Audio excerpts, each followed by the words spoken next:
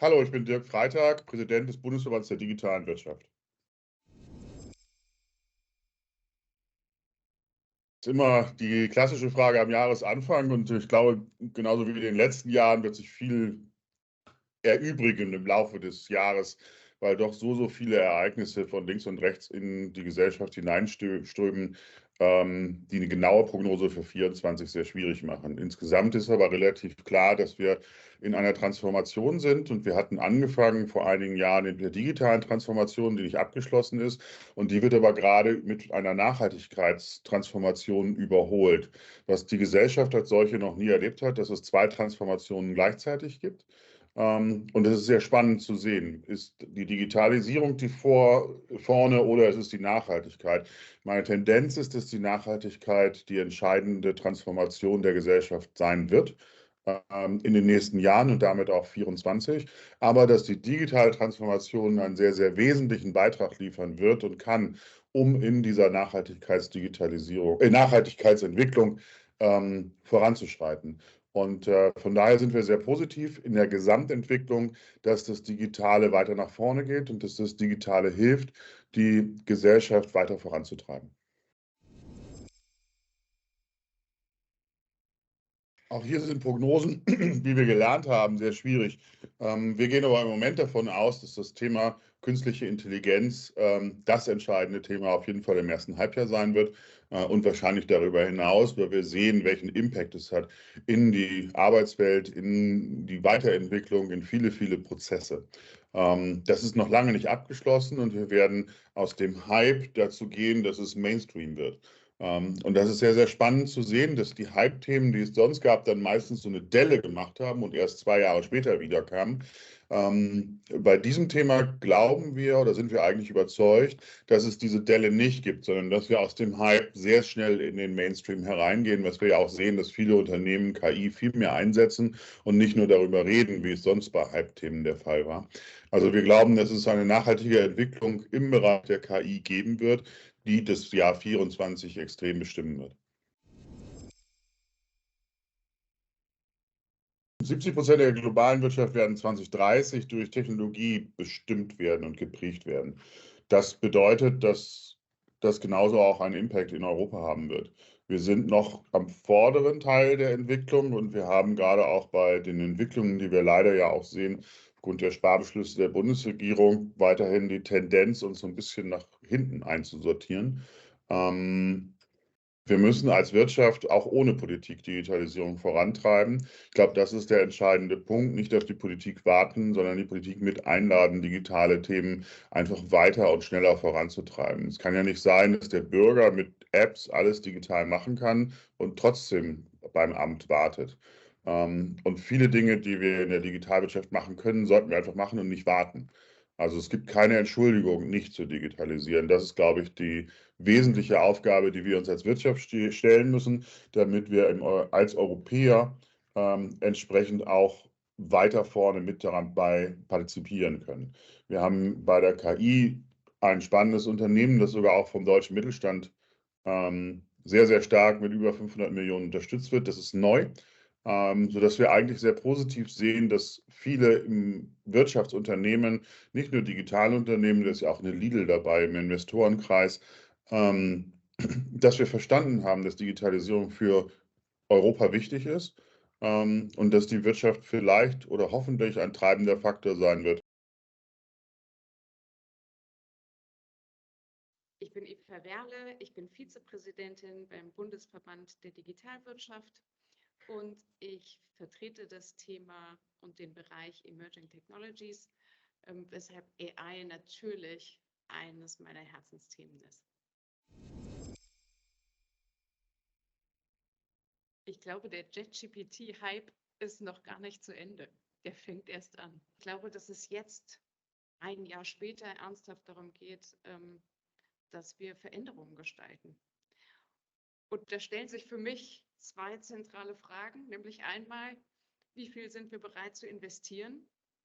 Denn das wird natürlich beeinflussen, wie weit wir in 2024 kommen. Aber noch viel mehr, was riskieren wir, wenn wir nicht investieren?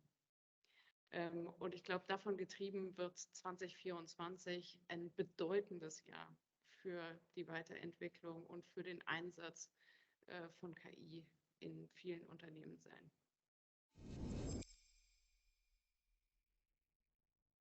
Wahrscheinlich müssen sich die Unternehmen darauf einstellen, nicht nur auf einzelne disruptive Ereignisse, sondern auf eine fortlaufende Transformation.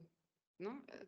Ich denke, darauf müssen sich Unternehmen einstellen, dass es nicht mehr einzelne sind, sondern eben eine fortlaufende Transformation gibt. Und letzten Endes ist das eine konstante Veränderung. Und so eine konstante Veränderung erfordert eben nicht nur Anpassungsfähigkeit, sondern fördert auch die Entwicklung und die Agilität von Organisationen. Es wird sich in vielen Bereichen auswirken, in Arbeitswelten, in Businessmodellen, in der Produktivität von Unternehmen, aber auch natürlich im persönlichen, privaten Bereich wird es sehr viel Einfluss haben. Und deswegen glaube ich, es wird eine Ära der fortlaufenden Disruption sein. Mein Name ist Anke Herbener, ich bin Vizepräsidentin im BVDW, schon sehr lange und dort auch für die Agenturen verantwortlich. Ich glaube, die brauchen gar keine Erholung. Ja? Wenn man das Internetagenturen-Ranking sich angeguckt hat, das wir vom BVDW veröffentlichen, das hat ganz klar gezeigt, dass es ein starkes Wachstum bei den Digitalagenturen gibt. Und ich glaube ganz fest daran, dass das auch weiterhin der Fall sein wird. Wir haben natürlich eine angespannte wirtschaftliche Lage in Deutschland. Davon sind natürlich auch in irgendeiner Form auch die Agenturen betroffen. Aber Unternehmen und Marken brauchen Agenturen. Ja. Es passiert gerade sehr viel. Die ganzen KI-Entwicklungen, Marken brauchen Agenturen für Kreativität, für starke Kampagnen. Die digitale Transformation ist bei weitem nicht da, wo sie sein sollte. Es gibt unglaublich viel zu tun und Agenturen sind seit jeher und werden auch in Zukunft immer der starke Partner sein für Unternehmen und Marken. Ja. Und von daher bin ich da absolut zuversichtlich und freue mich auch auf dieses Jahr. KI wird natürlich super disruptiv, aber die Agenturen arbeiten schon seit vielen Jahren mit Algorithmen. KI entwickeln damit selber. Ich denke, all die Produkte und Tools, die es jetzt gibt und die in Echtzeit entstehen, werden von Agenturen genutzt, ganz klar. Und Unternehmen nutzen die auch. Und ich glaube, auch hier werden Agenturen eine neue Rolle einnehmen. Sie werden für Unternehmen, für Marken mit KI Produkte bauen, produktspezifische Kommunikation einbinden, Lösungen entwickeln. Und der positive Effekt ist, dass all die repetitiven Aufgaben wegfallen. Das heißt, Agenturen werden effizienter sein in all den Dingen, die sie machen, für alle Kanäle. Und es wird sehr viel Zeit sein für Kreativität, für kreative Problemlösungen, für Weiterentwicklung. Und das sehe ich total positiv. Ich bin Corinna Hohenleitner, Vizepräsidentin im BVDW, im Bundesverband Digitale Wirtschaft. Der Retail-Media-Boom wird sich auf alle Fälle auch in 2024 weiter fortsetzen. Er ist nämlich noch lange nicht an seinem Höhepunkt angekommen. Laut dem aktuellen FOMA Trendmonitor, das ist eine Studie, die der Fachkreis Online-Media-Agenturen im BVDW jährlich mit der OMG gemeinsam durchführt, verzeichnet Retail Media in Deutschland 2024 das stärkste Wachstum unter allen Mediakanälen. Genau genommen sind es 22% gegenüber dem Vorjahr. Und daran sehen wir schon, dass Retail Media auch in diesem Jahr ganz klar auf der Überholspur ist. Das hat unterschiedliche Gründe. Zum Beispiel macht das Ende der Third-Party-Cookies Retail Media zu einer sehr, sehr attraktiven Lösung im Media-Mix, da Retail Media First-Party-Daten basiert ist. Die größte Zunahme erwarten Expertinnen und Experten übrigens im Zuge der Offsite-Aktivierung der Retailer First-Party-Daten. Das ist aktuell noch ein eher kleinerer Bereich, was das Volumen angeht. Und hier sieht man schon, dass viel Bewegung, viel Dynamik im Ganzen steckt. Wenn man so möchte, dann wachsen wir mit Retail Media als Mediagattung im Eiltempo aus den Kinderschuhen. Die Gattung ist vergleichsweise neu und muss jetzt schnell erwachsen werden. Und beim Erwachsenwerden, da spielt der BVDW in Deutschland eine ganz zentrale Rolle. Denn diese Dynamik, die wir sehen, die Dynamik der vergangenen Jahre, aber auch aktuell, hat dazu geführt, dass der Markt aktuell noch sehr fragmentiert ist, sehr unübersichtlich ist. Hier kommt Branchenorganisationen wie dem BVDW eine Schlüsselrolle zu, um diese Fragmentierung aufzulösen, um alle Beteiligten zusammenzubringen, um Transparenz zu schaffen, um Standards zu schaffen, den Markt aufzuklären und am Ende den Zugang für alle Beteiligten zu erleichtern, damit die hohen Erwartungen an das Wachstum tatsächlich auch erfüllt werden können. Bis zur DIMEXCO 2024 stehen uns einige große Meilensteine bevor. Im Dezember vergangenen Jahres, also gerade eben, haben wir eine neue Fokusgruppe gegründet, die Fokusgruppe Retail Media Ecosystem. Und der Name ist dabei Programm. Wir vereinen hier nämlich erstmals das gesamte Ökosystem, angefangen bei Brands, also bei der Nachfrageseite, über Agenturen, über Beratungsunternehmen, Technologieanbieter etc., um gemeinsam Standards zu erarbeiten und branchenweite Lösungen mitzugestalten. Das selbstverständlich in enger Zusammenarbeit mit unserer zweiten Interessensvertretung im Kontext Retail Media, dem RMC, in dem sich unsere Retailer zusammenfinden, um wirklich alle Perspektiven entlang der Wertschöpfungskette einbeziehen zu können. Für die neue Fokusgruppe Retail Media Ecosystem steht Anfang Februar der erste große Meilenstein bevor, nämlich das erste große persönliche Auftakttreffen, um sich zu vernetzen und um unterschiedliche Arbeitsgruppen, wir nennen sie Labs, zu relevanten Themenfeldern zu starten. Eines dieser Themenfelder könnte zum Beispiel eine Marktübersicht aller Teilnehmer entlang der gesamten Wertschöpfungskette sein. So etwas gibt es nämlich im Moment tatsächlich noch nicht.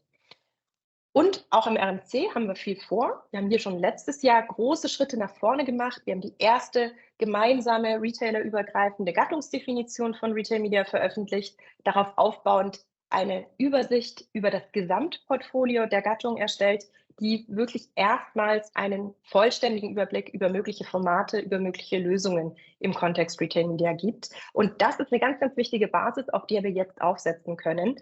Ich kann schon mal anteasern, dass wir in Kürze darauf aufbauend die erste branchenweite Definition der Retail Media Standardmetriken vorstellen werden. Da sind wir ganz, ganz kurz vor der Finalisierung.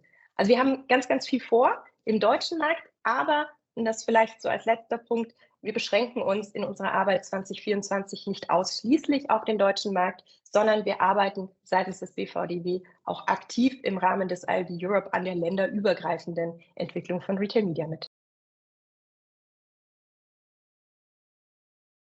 Ich bin Carsten Rasner und ich bin geschäftsführender Vorstand des BVDWs, des Bundesverbands Digitale Wirtschaft. Datenkreativität und Verantwortung ist unser großes Thema und damit fangen wir auch im neuen Jahr gleich an mit dem Deutschen Digital Award. Da feiern wir Kreativität, da feiern wir Kreativität im digitalen Kontext, in der digitalen Welt, in der digitalen Wirtschaft. Da arbeiten wir auch zusammen mit der DIMEXCO, die bei dieser Jubiläumsausgabe Pate für die Kategorie digitale Transformation ist. Darauf freuen wir uns schon sehr.